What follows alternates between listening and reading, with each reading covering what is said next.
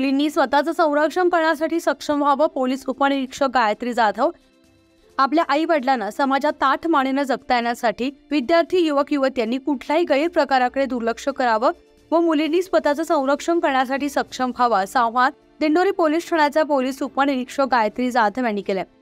जनता English school व उच्च माध्यमिक विद्यालय येथे शनिवार दिनांक 21 रोजी महाराष्ट्र शासन सखी सावित्री मंच महिला सुरक्षा प्रबोधन कार्यक्रमाप्रसंगी जाधव बोलत होत्या. कार्यक्रमाच्या अध्यक्षस्थानी प्राचार्य शरद शेजवळ होते. गायत्री जाधव बोलताना पुढे म्हणाल्या, मुलींनी स्वसुरक्षा कशी करायची याचं मार्गदर्शन केलं. प्रत्येकाच्या घरात आई बहीण आजी काकी या महिला आहेतच, त्यांची देखील सुरक्षा महत्वाची आहे. मुलींना गुड टच बॅड टच याची जाणीव असावी. प्रत्येकानं आपला दृष्टिकोन जाणून घेतला पाहिजे.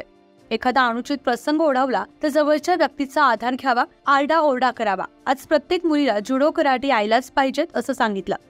कार्यक्रमाचे अध्यक्ष प्राचार्य शरद शेजवळ यांनी बोलताना आजच्या तांत्रिक युगामध्ये विद्यार्थ्यांनी शालेय शिक्षण घेत असताना स्वतःच्या चारित्र्याकडे विशेष लक्ष देणं ही इत्तांत गरज आहे. प्रत्येक मुलानं घरातून शाळेत येताना व समाजात वावरताना आजूबाजूला असणाऱ्या प्रत्येक स्त्रीमध्ये मुलीमध्ये आपली बहीण आपली आई हे जर पाहिलं तर वितुष्ट निर्माण होणारच नाही. आणि आजचं जे लहान वयात होणारे गुन्हे पाहतो ते आपल्याला ऐकायला सुद्धा मिळणार नाही. म्हणून या अंतर्मनातील विचारांचं प्रबोधन होणं हे खूप गरजेचं आहे असं सांगितलं.